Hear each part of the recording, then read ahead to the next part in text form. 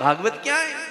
बोले भव सागर से पार उतारने की नौका का नाम है श्रीमद् भागवत। संसार क्या है? संसार का एक नाम है भव,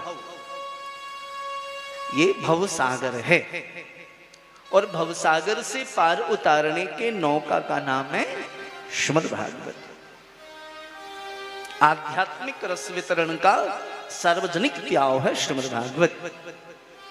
हृदय को शांति और समाज को क्रांति प्रदान करने वाले ग्रंथ का नाम है श्रीमद् भागवत।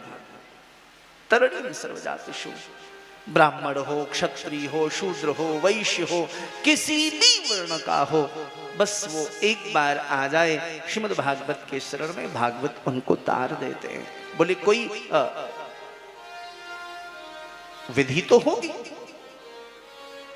कुछ विधि तो उसके निर्धारित किए गए होंगे कि किस विधि से कथा श्रवण की जाए जिससे हम तर जाएं।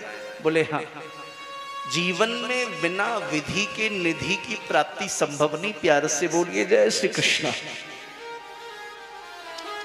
बिना विधि के निधि की प्राप्ति संभव नहीं। गेहूं चाहिए तो जब मौसम आएगा उसका आप खेत की जुताई करो, बुआई करो तो गेहूं मिलेगा। बिना मौसम बोगे तो मिलेगा क्या? नहीं, खूब श्रम कर लीजिए, प्राप्त नहीं होगा। तो विधि है। बोले श्रीमद् भागवत श्रवण कैसे करें जिससे हम तर जाएं? तो बोले श्रीमद् भागवत नौका है और संसार सागर है। बोले यदि गंगा को पार करना है तो नौके में तब तक बैठना पड़ेगा जब तक हम पार न लग जाएं। यदि संसार सागर से पार उतरना है तो इस भागवत रूपी नौका में ज्यादा नहीं, मात्र 7 दिन तक बैठना है। और 7 दिन में भी पहले जैसा तो है नहीं,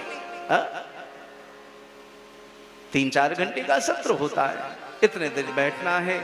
आहार की शुद्धि का ख्याल रखना है, वाणी के पर नियंत्रण रखना है, अपने विचारों की शुद्धि का ख्याल रखना है, वाणी की शुद्धि का।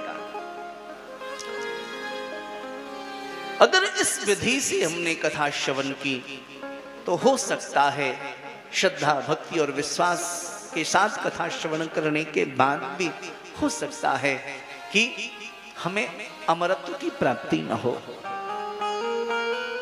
पर एक बात याद रखना, अमरत्व की प्राप्ति कलिकाल के कारण कथा श्रवण करने से हो न हो, लेकिन यदि श्रद्धा, भक्ति, विश्वास के साथ कथा श्रवण करोगे तो हम अमर बने अथवा न बने, अमरत्व की प्राप्ति हमें हो अथवा न हो, अभयत्व की प्राप्ति हमें अवश्य हो जाएगी। इस कथा को श्रवण करके हो सकता है हम दीर्घजीवी न बने, लेकिन दीर्घजीवी बने न बने हम दिव्य जीवी अवश्य बन जाएंगे। दीर्घ जीवन अच्छा या दिव्य जीवन? 100 साल की जिंदगी रो रो के कटे, बीमारियों से ग्रस्त होकर के कटे, अपमान से त्रस्त होकर के कटे, 100 साल की वो जिंदगी अच्छी है या 50 वर्ष की जिंदगी शेर की भांति जिया जाए वो अच्छा है? श्रीमद् भागवत श्रवण करने से हम दीर्घजीवी बने न बने, पर श्रीमद् भागवत जो श्रद्धा, भक्ति, विश्वास के साथ श्रवण करता है, श्रीमद् भागवत उन्हें दिव्य जीवी अवश्य बना देते हैं। यह श्रीमद् भागवत की महिमा है।